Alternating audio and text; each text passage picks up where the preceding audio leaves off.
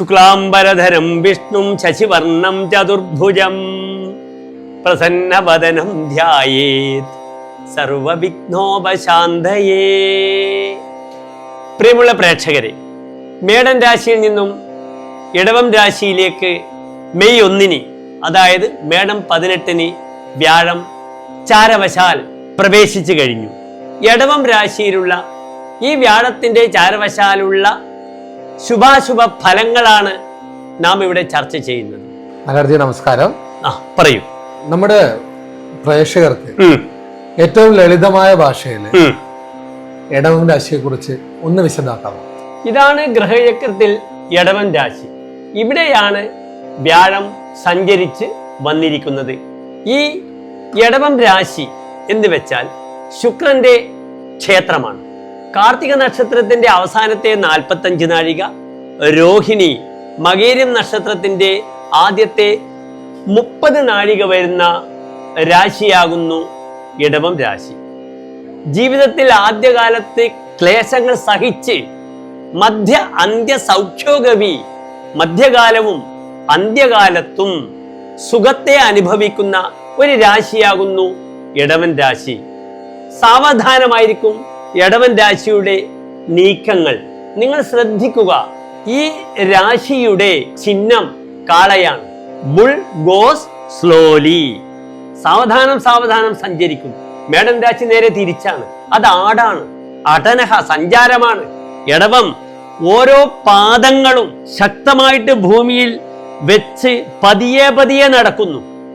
So we can see the slowness and steadiness. ജീവിതത്തിൽ ആ മെല്ലെ തിന്നാൽ മുള്ളും തിന്നാം. ഈ ഒരു പോളിസി ഈ 12 രാശിക്കാരിലും ഞാൻ വീക്ഷിച്ചിരിക്കുന്നത് ഇടവൻ രാശിക്കാരിലാണ്. ഈ വ്യാഴം ചാരവശാൽ ഇടവൻ രാശിയിൽ വന്നു കഴിഞ്ഞു. ശുഭാശുഭ ഫലങ്ങളാണ് നാം ചിന്തിക്കുന്നത്. ഇവിടെ വ്യാഴം ഇടവൻ രാശിക്കാർക്ക് അഷ്ടമാധിപനും ലാഭാധിപനുമാകുന്നു. എട്ടാം ഭാവം എന്നാണ് ഉദ്ദേശിക്കുന്നത്. അഷ്ടമം എന്നാൽ 8ാം ഭാവം ജ്യോതിഷത്തിൽ ഏറ്റവും മോശപ്പെട്ട ഒരു ഭാവമാകുന്നു.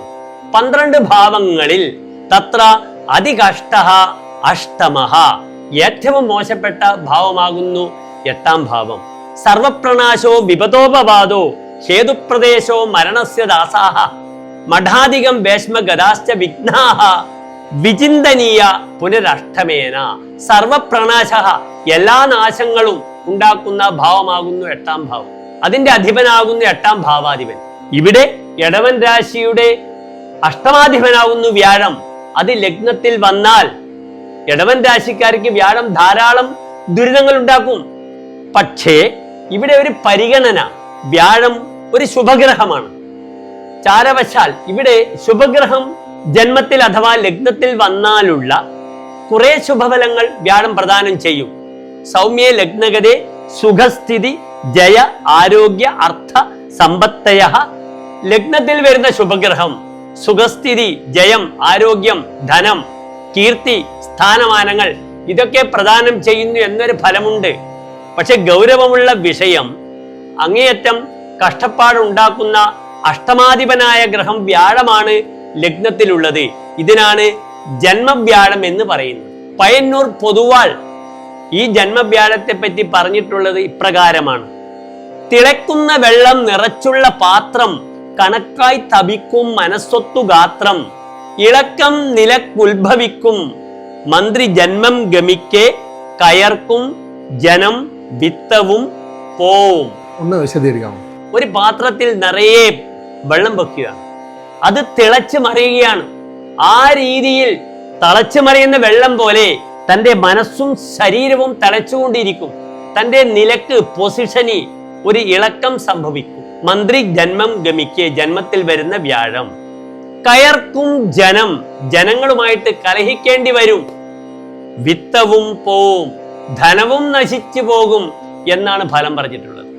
ഒരു ഭയപ്പെടേണ്ട അവസ്ഥ തന്നെയാണ് ഇടവൻ രാശിക്കാർക്ക് ഈ ഒരു വർഷം. പക്ഷെ അവിടെയും ഒരു പ്രതീക്ഷയുടെ കിരണങ്ങൾ നാം കാണണം. കാരണം വ്യാഴത്തിന് ലാഭാധിപത്യവും കൂടിയുണ്ട്. 11ാം ഭാവാധിപനായ ഗ്രഹം കൂടിയാണ് വ്യാഴം. ജ്യോതിഷത്തിൽ ഗുണങ്ങളും ദോഷങ്ങളും ചിന്തിക്കുമ്പോൾ ദോഷത്തിന് പ്രാമുഖ്യം കൊടുക്കാനാണ് ആചാര്യന്മാർ പറഞ്ഞിട്ടുള്ളത്. വളരെ കണിശമായ പ്രാർത്ഥനയിലൂടെ ഈ ദോഷങ്ങളെ നമുക്ക് മാറ്റിയെടുക്കാൻ കഴിയും.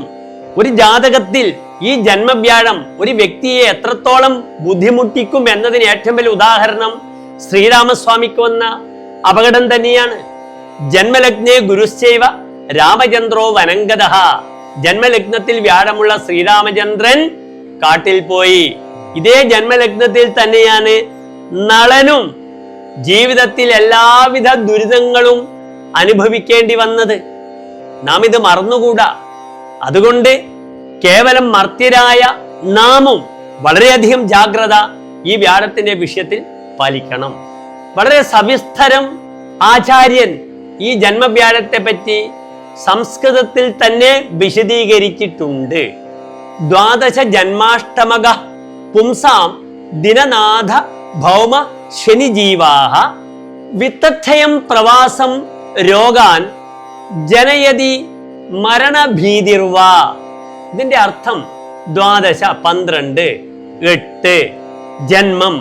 ഇവിടെ നിൽക്കുന്ന ആദിത്യൻ, ശനി, ചൊവ്വ, വ്യാഴം എന്തൊക്കെ ഉണ്ടാക്കുന്നു? വിത്തക്ഷയം, ധനനഷ്ടം ഉണ്ടാക്കുന്നു. പ്രവാസം, ദേശം വിട്ട് ഓടിപ്പോകേണ്ടുന്ന അവസ്ഥയുണ്ടാക്കുന്നു. പിന്നെയോ മരണഭീതിർവ, മരണഭയത്തെയും ഉണ്ടാക്കുന്നു. ഇത്രയും ഭീകരമാണ് അവസ്ഥ. യഥാർത്ഥത്തിൽ അത്ര മരണശബ്ദേന ദ്രവ്യനാശോ രോഗാപവാദം ച ഉച്യതേ. മരണമെന്ന വാക്കിന് മരിക്കുമെന്ന് മാത്രം അർത്ഥം സങ്കല്പിച്ചാൽ പോരാ. ധനനാശം, രോഗം, അപവാദം ഇതൊക്കെ മൃതി തുല്യമായൊരവസ്ഥയാണ്. അന്തരം നൈവ പശ്യാമി നിർധനസ്യ മൃതസ്യ ച എന്ന് ശ്രീരാമചന്ദ്രനോട് വസിഷ്ഠൻ ഉപദേശിക്കുന്നുണ്ട്. ധനമാർജയ കാകുസ്ത ധനമൂലം ഇതം ജഗത്. ഹേ ശ്രീരാമ, നീ കാശുണ്ടാക്കണം. ഈ ലോകം മുഴുവനും സമ്പത്തിനാൽ നിർമ്മിതമാണ്. ദരിദ്രനും മരിച്ചവനും യാതൊരു വ്യത്യാസവുമില്ല എന്നാ പറഞ്ഞത്. അപ്പൊ മരണം ശബ്ദത്തിനെ കൊണ്ട് ഇതൊക്കെ അർത്ഥമാക്കുന്നു. ഇങ്ങനെയുള്ളൊരു അവസ്ഥയാണ് ഈ ജന്മവ്യാഴം ഒരു വ്യക്തിക്ക് നൽകുക. അവിടെ മറ്റൊരു വിഷയം ഇനി ചർച്ച ചെയ്യാനുള്ളത്, ഇവിടെ വ്യാഴം ലാഭാധിപനാണ് എന്ന ഒരു ഗുണമുണ്ട്. ലാഭാധിപൻ എന്ന് പറയുമ്പോൾ ലാഭം എന്നാൽ സർവാഭീഷ്ടാഗമോ ജ്യേഷ്ഠഭ്രാത ജാതാ നിജാത്മജാഹ വാമകർണോർത്ഥലാഭശ്ച ചിന്താ ഹേകാദശേന തേ. സർവാഭീഷ്ടാഗമം, താൻ ആഗ്രഹിച്ച കാര്യങ്ങളൊക്കെ നേടുക. ജ്യേഷ്ഠഭ്രാത, തന്റെ ജ്യേഷ്ഠ സഹോദരൻ. നിജാത്മജാഹ, തന്റെ മക്കളുടെ മക്കൾ. വാമകർണം, ഇടത്തെ ചെവി. അർത്ഥലാഭം, ധനലാഭം.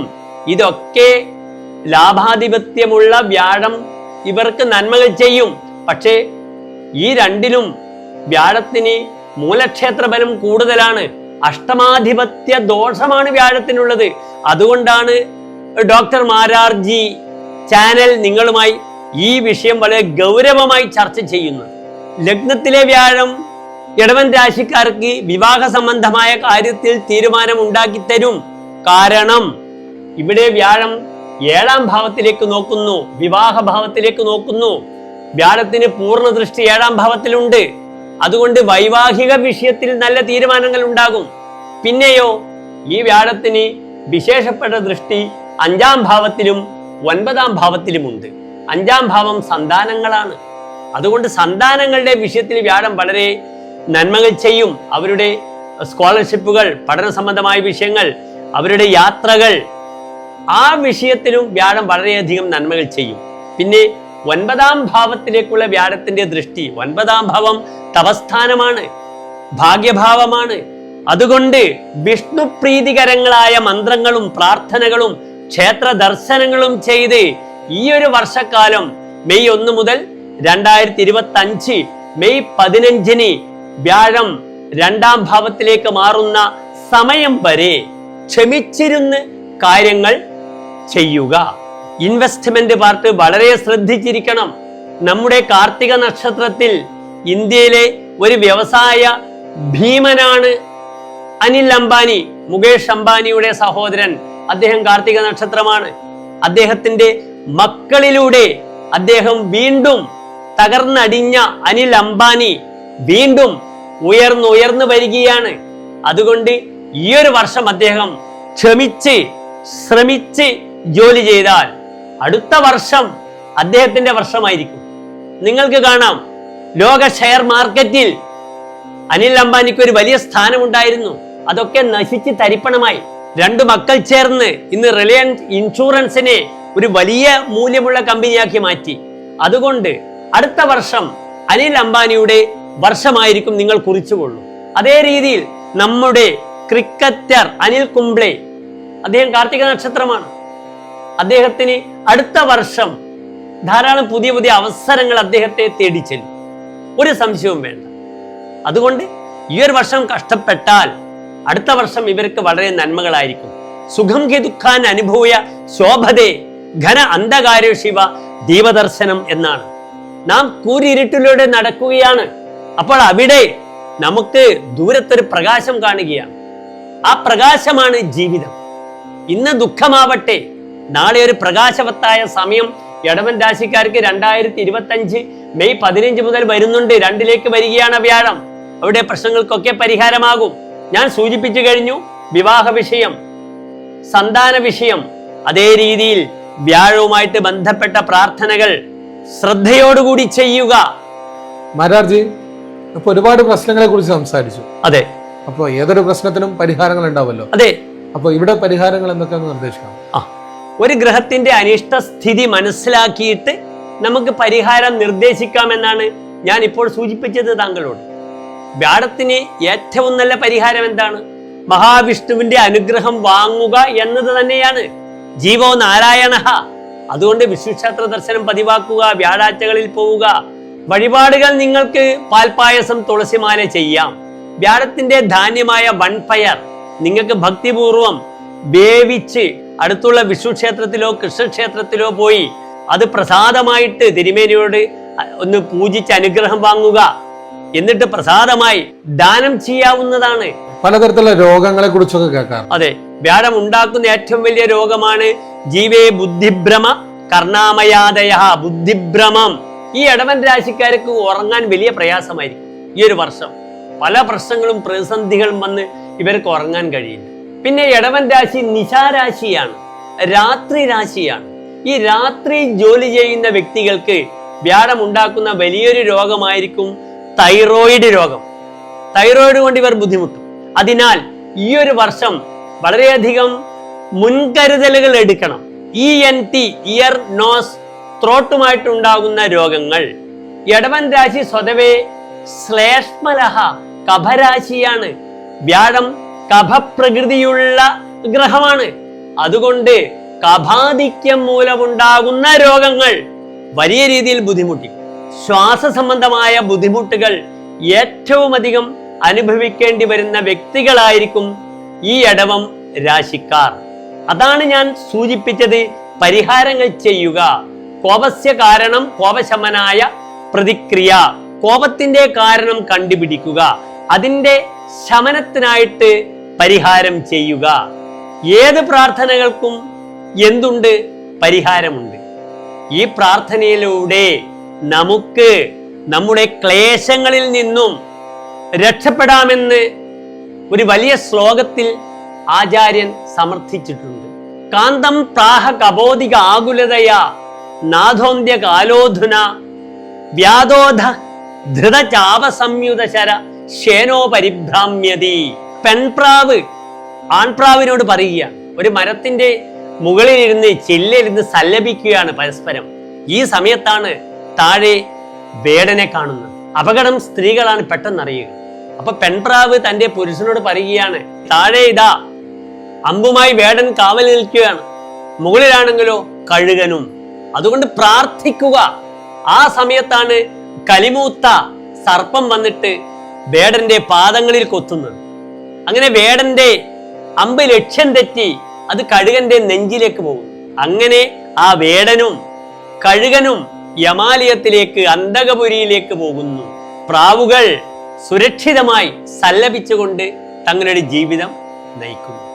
ദൈവേ വിചിത്രാഗതി. ദൈവത്തിന്റെ ഗതി വളരെ വിചിത്രമാണ്. ഭവിതവ്യാനാം ദ്വാരാണി ഭവന്തി സർവത്ര. സംഭവിക്കാൻ പോകുന്നതിന്റെ വഴികൾ ഇറ്റ് ഈസ് ഓപ്പൺ എവരിവെയർ. അത് തുറന്നിട്ടിരിക്കുന്നു നിങ്ങൾക്ക്. അതുകൊണ്ട് പ്രിയമുള്ള ഇടവൻ രാശിക്കാരെ, ഞാൻ നിങ്ങളോട് ഒരു ഗൗരവമുള്ള വിഷയത്തെപ്പറ്റി ചർച്ച ചെയ്തു എന്ന് മാത്രം. യാതൊരു ബുദ്ധിമുട്ടും വേണ്ട. ഈ ഒരു വർഷത്തെ ശ്രദ്ധയോടുകൂടി കൈകാര്യം ചെയ്യുക. നന്നായി വിശ്രമിക്കുക. രാത്രി നേരത്തെ കിടക്കുക. തൈര് ചേർത്തുള്ള ഭക്ഷണം ഉച്ചയ്ക്ക് ശേഷം കഴിക്കാതിരിക്കുക. ഇടവൻ രാശി കഫരാശിയാണ്. വ്യാഴം കഫത്തിനെ ഉണ്ടാക്കുന്ന ആളാണ്. രാത്രവും ദധ്യന്ന ബുദ്ധിശ്ച രോഗവൃദ്ധിർ ദിനേ ദിനേ. പുളിച്ച പാലിന്റെ സത്തുള്ള എന്തും, നെയ്യായാലും വെണ്ണയായാലും മോരായാലും തൈരായാലും അത് അന്നന്ന് രോഗത്തിനെ ഉണ്ടാക്കുന്നു. ഇടവൻ രാശിക്കാരുടെ ഈ ഒരു ചാരവശാലുള്ള വിഷയത്തെ നാം പരമാവധി ചർച്ച ചെയ്തു എന്ന് വിശ്വസിക്കുന്നു. ആദ്യം കുറച്ച് പേടിപ്പിക്കുകയൊക്കെ ചെയ്തെങ്കിലും പിന്നെ അതിന്റെ പരിഹാരത്തിലേക്ക് മാരാർജി എത്തിയപ്പോൾ എന്തായാലും അത് പ്രേക്ഷകർക്ക് ആശ്വാസമായി മാറും. അതെ, ഭയത്തിന് സ്ഥാനമില്ല. നാം സൂചിപ്പിക്കുക, അതിന്റെ ഗൗരവം ധരിപ്പിക്കുക. അത് പ്രാർത്ഥനയിലൂടെ. ഈ സമയത്ത് ദയവ് ചെയ്ത് ജോലി മാറാതിരിക്കുക. ഉള്ള ജോലിയെ സംരക്ഷിക്കാനാണ് ശ്രമിക്കേണ്ടത് ഇടവൻ രാശിക്കാർ. അല്ലെങ്കിൽ എന്ത് സംഭവിക്കും? തനിക്ക് സാമ്പത്തികമായ ഒരു ഉയർച്ച ഈ വർഷം വരാൻ വളരെ ബുദ്ധിമുട്ടാണ്. അതുകൊണ്ട് ശ്രദ്ധിച്ചിട്ട് മാത്രം കാര്യങ്ങൾ നീക്കുക. പരിഹാരങ്ങൾ പ്രാർത്ഥന മാത്രം. നമസ്തേ. നമസ്കാരം.